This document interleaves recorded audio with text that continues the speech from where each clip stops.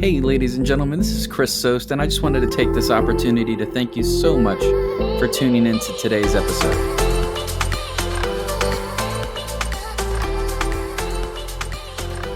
Hey everybody, thanks for tuning in to another episode of the Gig Economy Lounge. Today I wanted to talk about the rollout of Uber Comfort to more cities and eventually nationwide, and what I believe is the long-term goal of Uber Comfort or any of these other features that they're rolling out, such as quiet mode in Uber Black, in Uber Helicopter, and they're testing it in Uber Comfort, and I believe they're gonna add it to other premium levels. And for me, I believe that both Uber and Lyft are both shifting their focus to UX. When they're fighting each other, I think they've fought each other long enough on price. And this has been talked about on CNBC throughout the whole IPO process. And I believe we've been seeing a transition over the past 12 to 18 months with the Uber Rewards program, the way it started with, and Lyft Rewards program for passengers, rewarding them for utilizing the platforms more.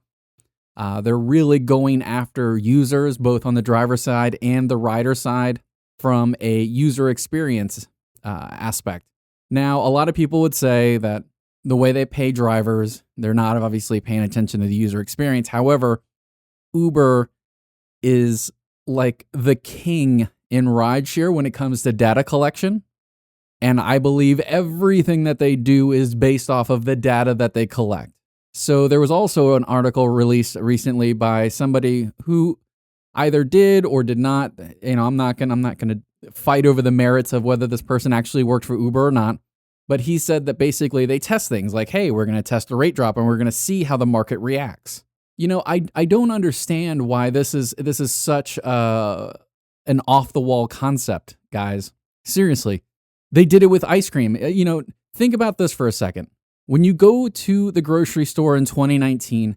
How many true half gallons of ice cream can you purchase now? Not very many.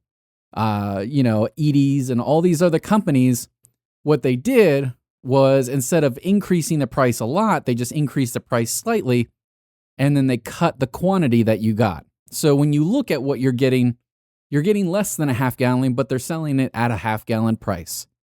So this, everybody likes to portray, Uber and Lyft as these evil people, that just don't care. And I'm sorry, they're not doing anything different than what other businesses are doing anyways. They're just doing it in relation to transportation options. So whether it's Uber Comfort or Uber Pro or the Uber Rewards program, it's all based off of user experience, right? So if you drive, I guess Uber Comfort is vehicles that have extra legroom and that are newer cars and that drivers that have taken more trips and have a higher rating. I don't see anything wrong with Uber Comfort. What they are doing is they are giving consumers a choice. Like either A, you can roll the dice and you can order an Uber X or an Uber Pool or a Lyft regular or, a Lyft shared ride. You can roll the dice and find out what shows up, or you can order an Uber Comfort, or for a few extra dollars, you can order Uber Select, Uber Lux. And if you need the extra room and you prefer style, there's Uber Lux SUV and Uber Black SUV. So all they're doing is giving consumers more choice. That's all they're doing. And in fact, they're giving drivers the ability that are good drivers, solid drivers that, drive reasonably nice cars, newer cars, have a lot of legroom. They're giving them the option to make a little bit more money. Is it a whole lot more money? And like I said, nobody's going to be happy about what Uber does in terms of rates for drivers. Everybody's going to find a reason to complain about the rates. I see Uber Comfort as a macro win for everybody, for the consumer. And because the consumer is happier, they're going to be more likely to use that service. Therefore, it's a trickle or it's a bleed into making the driver experience, happier. Now, there was an option that came out a little while ago, and I guess they'll be adding it to the Uber Comfort. And I believe they're going to add it to every level, which is the, silent driver mode. And I've seen a whole bunch of drivers that get pissed off. And honestly, I almost find comical. Like, I almost find going on social media just to be blatantly comical, because people will literally find any reason to bitch about something. So for the longest time, people would complain that riders would leave comments and rate bad because, the driver talked too much, or the air conditioner wasn't on, or the air conditioner was too cold. Now these riders are being given the option to say, hey, I want the driver to shut the fuck up when I get in the car. Like, they're letting you know up front. So that way, like, if you're told, hey, this person, wants the air conditioner at a certain level and, doesn't want you to speak to him, the way I look at it, that's great. Now I have more information to make a decision as a driver, as an independent contractor, as to whether or not I want to go, in fact, pick that person up. Now, you might say, well, you don't get this information ahead of time. You're correct. But I reserve judgment, or I reserve the right as an independent contractor to cancel rides when I feel that it is not going to benefit me or the person that I'm picking up. So if I find somebody to be too choosy, that has too many demands, then I'm just going to let it go, and I'm going to let the system find somebody who, in fact, has no problem fulfilling that person's requests. And that's how the system should work. So I've also read in a lot of comments and a lot of posts that Uber Comfort is supposedly killing Uber Select. I'll tell you this much: it just launched here in Tampa, either yesterday or today. I actually really only took on-demand rides today, and I went to an area where normally I have to turn on UberX and regular Lyft to get long-distance airport rides, and every single Uber request was Uber Select. I drive an Acura ILX, so my car does not qualify for Uber Comfort, which is cool. Like, no skin off my back.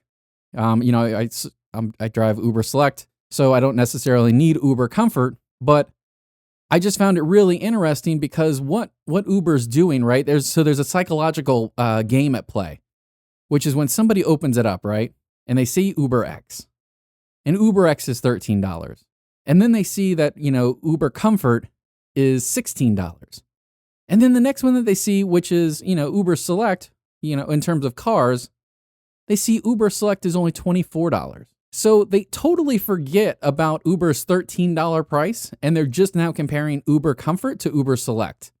So the difference is a car with more legroom versus a premium vehicle. So now it's getting people conditioned to go ahead and dropping UberX out of their mind. So Uber Comfort, in the long run, I believe, will go ahead and shove down UberX.